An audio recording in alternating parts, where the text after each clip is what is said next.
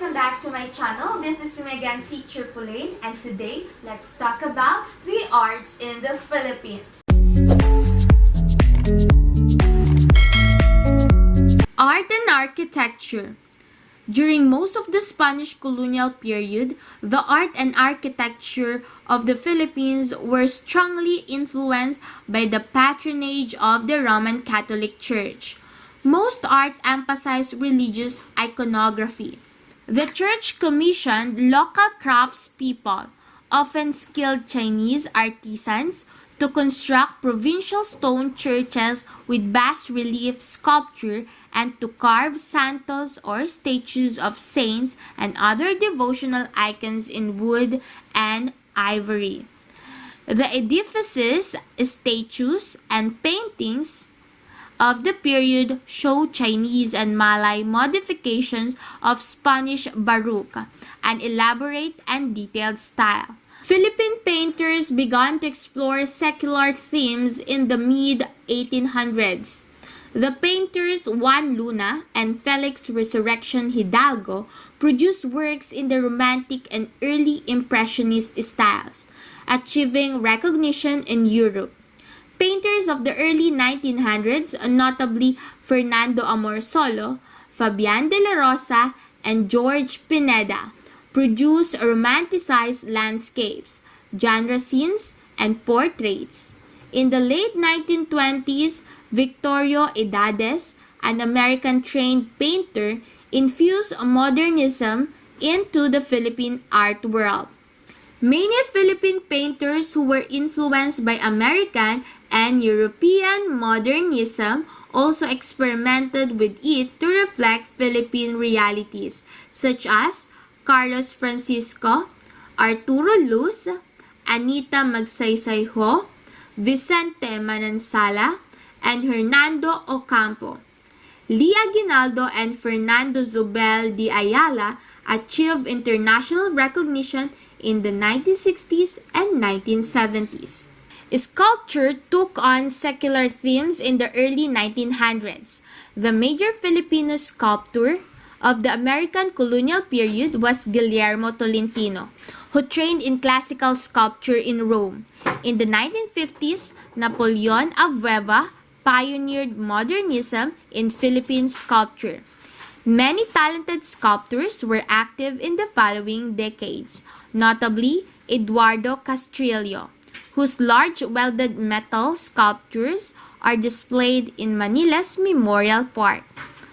Solomon SAPRID, noted for his expressionist series of mythical figures titled Tikbalang, and Abdul Mari Imaw, who produced contemporary interpretations of traditional Muslim designs. More recently, sculptors have tended to utilize ethnic artifacts and natural materials to produce assemblages with social themes. In remote areas, tribal groups have preserved traditional artworks such as wood carving, textile weaving, bamboo and rattan weaving, and metal smithing. Artistic body adornments such as bead jewelry, body tattoos, and headdresses are important indications of social status. In the northern Philippines, the Ifugao people are known for their sculptural wood carvings of bulul figures, which represent guardian deities. The figures are ritually placed in rice granaries to bring a plentiful harvest. The terraced rice fields of the Ifugao are considered a major architectural feat. The Ifugao built them over a period of centuries by carving terraces into the mountainsides and reinforcing each level with stone walls. The Muslim peoples in the south practice ukir, a design tradition that shows evidence of Indian and Islamic influences. Rendered in hardwood and brass, the ukir designs are mostly figurative, depicting animals, plants, and mythical figures. The style is highly decorative with long, curvilinear lines and secondary arabesques. The designs are based in the ancient epics and serve as significant cultural symbols.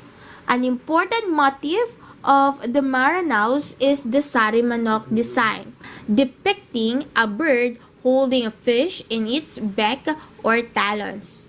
Many ochre designs are used as decorative elements in architecture. The Muslim peoples of the Philippines are noted for their metalworking skills, producing weaponry such as swords and decorative containers in brass and silver. Music and dance. Filipino classical musical compositions in many ways epitomize the blending of multicultural influences. The compositions often embody indigenous themes and rhythms in Western forms, such as symphonies, sonatas, and concertos. Several composers and conductors in classical music have achieved international recognition, including Antonio Molina, Felipe Padilla de Leon, and Eliseo Pajaro. Jose Maceda is considered the first Filipino avant-garde composer, liberating Philippine classical music from the traditional constructs of Western forms. Traditional types of music are played on wind, string, and percussion instruments made from local materials. These include the kulibit, a zither with bamboo strings and tubular bamboo resonators, wooden lutes, and guitars, and the git-git, a wooden three-string bowed instrument. The Muslim peoples use these and other instruments to play complex musical compositions that have been passed by memory from generation to generation. Most Filipino communities remember the tunes and lyrics of traditional folk songs. Tagalogs, for example, have more than a dozen folk songs for various occasions, including the Oyayi or Hele, a lullaby, the Talindaw, a seafaring song, the Kumintang, a warrior song, the Kundiman, a love song, and the Panambitan, a courtship song. Some songs are accompanied by a specific folk dance. Formal training in classical dance has been available in the Philippines since the 1930s. The first noted Filipino choreographers in classical ballet were Leonor Rosa Guquinco, Remedios Totoy de Oteiza, and Rosalia Merino Santos. Rosa Guquenco is most noted for her staging of Filipinescas, Philippine Life, Legend, and Lore in Dance, which toured the world in the 1960s. Merino Santos later turned to modern dance and founded the Far Eastern University Modern Experimental Dance Troupe. Other dance companies include Ballet Philippines, formerly the Modern Dance Company, Hariraya Ballet Company, Dance Theater Philippines, and Pamana Ballet, formerly the Anita Kane Ballet Company. Several Filipino ballet dancers have achieved international fame, including Maribel Aboitiz, Eddie Elihar, Lisa Makuha, and Ana Villadolid. Choreographer Francisca Reyes Aquino is recognized by pioneering research in the documentation of Philippine folk dances and founding the Philippine Folk Dance Society. Among other folk dance troupes, the Bayanihan Philippine Dance Company, formerly the Bayanihan Folk Arts Center, and the Far Eastern University Folk Dance Group perform stylized adaptations of folk dances in local and international tours. Informal folk dancing is performed for a variety of occasions such as harvest, weddings, and religious celebrations. The Manila Symphony Orchestra accompanies many dance performances. The Philippine Cultural Center in Manila provides an important venue for the performing and applied arts. Libraries and museums. In addition to the university libraries, the major libraries of the country are the Manila City Library, the National Library, and the Library of the Science and Technology Information Institute. all in Manila.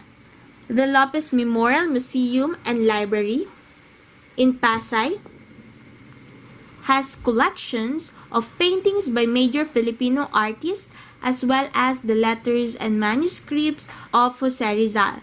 The Santo Tomas Museum in Manila has major archaeological and natural history collections illustrating the history of the islands. The National Museum in Manila has divisions of anthropology, botany, geology, and zoology, and with art collections and planetarium. Thank you for listening. For more related videos about this topic, don't forget to subscribe to my channel.